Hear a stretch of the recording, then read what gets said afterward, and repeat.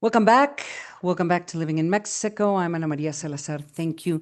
Thank you so much for joining us this weekend.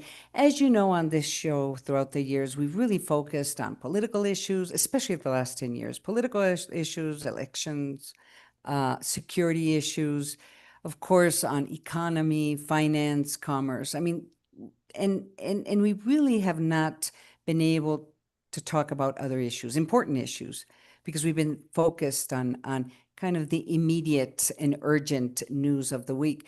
Well, this weekend, I'd like to do something different. I want to talk about an issue that is very close to my heart, which has to do with organ donation. My father was a very well-known ophthalmologist, Dr. Ernesto Salazar Lopez, very well-known ophthalmologist in Sonora, well, in Mexico, in fact. And he is recognized and remembered as the ophthalmologist that executed the first cornea donation in the country.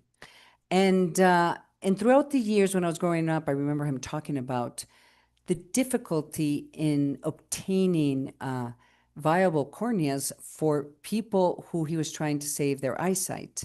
And he talked about how there was religious issues, even legal issues, that made it very difficult. So I just, in conversing with, talking to friends of my father, I just found out that the issue of organ donation continues to be a problem in Mexico. There's just not enough organs that people need in order to save their eyesight or to save their lives.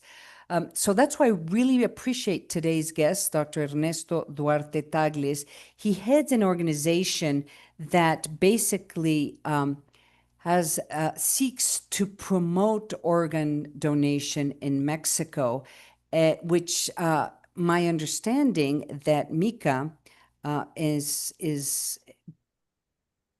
trying with a lot of difficulties to find ways to encourage people to donate organs. Welcome to the show, Dr. Ernesto Duarte Tagles. So just before we start, we'll talk about this new project that you have to change the culture of organ donations in Mexico. Just put into context how difficult it is to get to find organs or donors for people who really need organs in order to survive, basically. Welcome to the show. Thank you very much, Ana Maria. It's a pleasure to be with you, and also to thank to the daughter of a very good friend and a very honored doctor from Sonora, Dr. Edmundo Salazar, who actually, as you said, was the first surgeon ophthalmologist to perform a cornea transplant here in the state. Well, about your question, you can see back in my back, there is a sign that says Mexico has one of the lowest donor rates in Latin America, with only 4.2 donors per million of inhabitants. Mm-hmm. This means that in 2024, we only have less than 550 donors of brain death, and we get only to have less than 990 kidney transplants out of a waiting list of 16,000, more than 60,000. So this means it's a really big problem. Mm-hmm.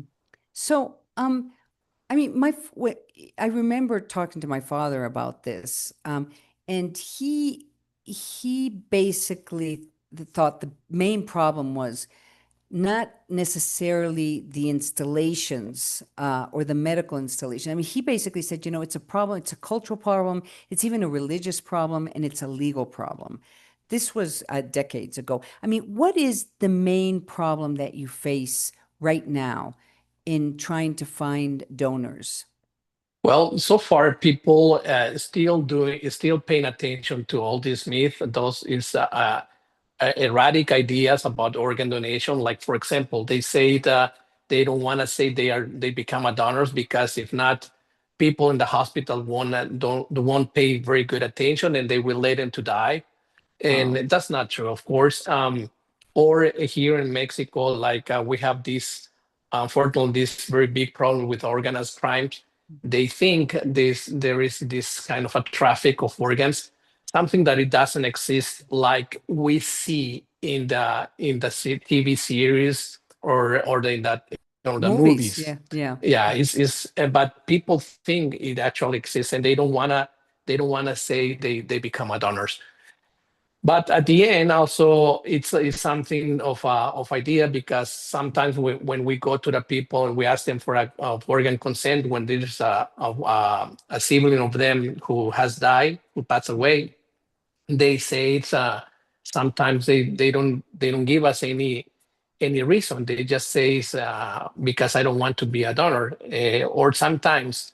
But the main problem is that it's something that is not talk about them. Mm-hmm.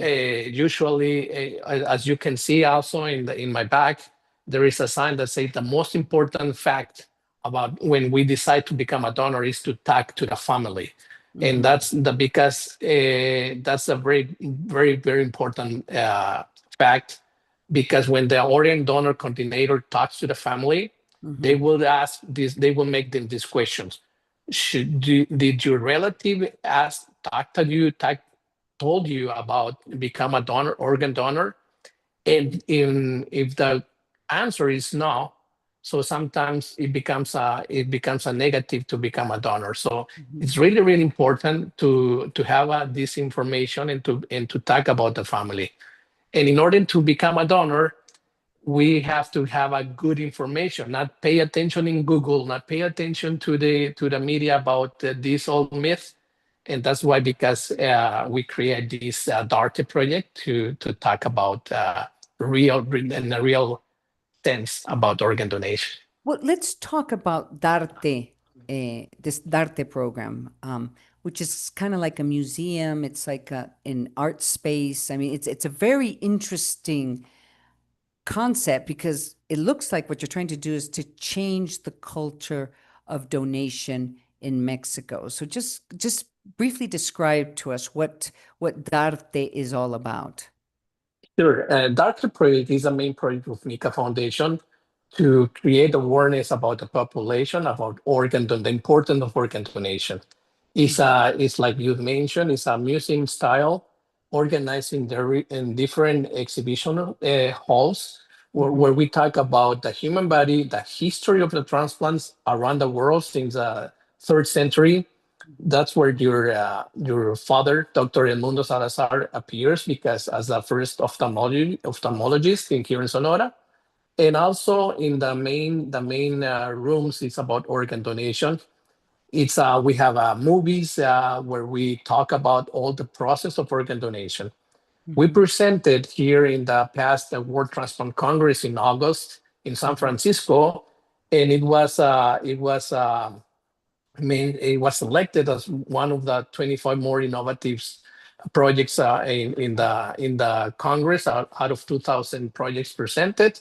Mhm. And they say it's a very very unique way to express and to talk about organ donation, and we are proud we have it here and to the world, because it's actually is the first museum style about organ donation in the world as well.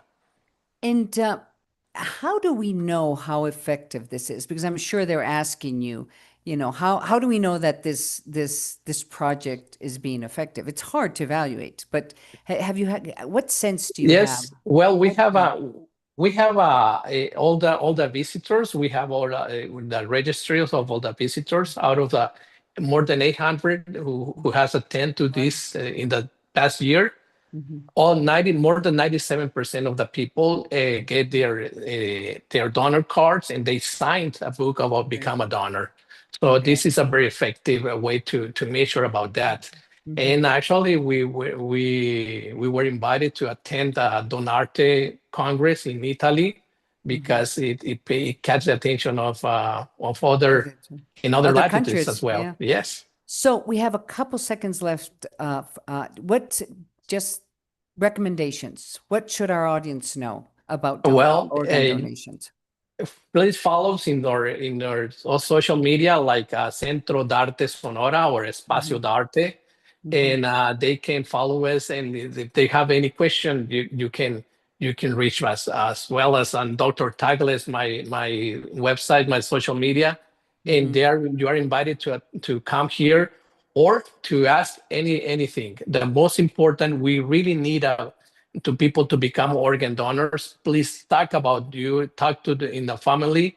And if you have any doubts, please contact us or contact your doctor in your field, in your place. Thank you. Thank you so much for joining us, Dr. Ernesto Duarte Tagles. He is reaching out to us from Hermosillo, Sonora, at the Duarte Museum Art Space. He heads the MICA Foundation. Thank you so much for joining us, Doctor. Thank you very much, Ana Maria. Thank you. We're going to go to commercial break. I'm Ana Maria Salazar, and you're listening and watching Living in Mexico. Please don't go away. I'll be right back.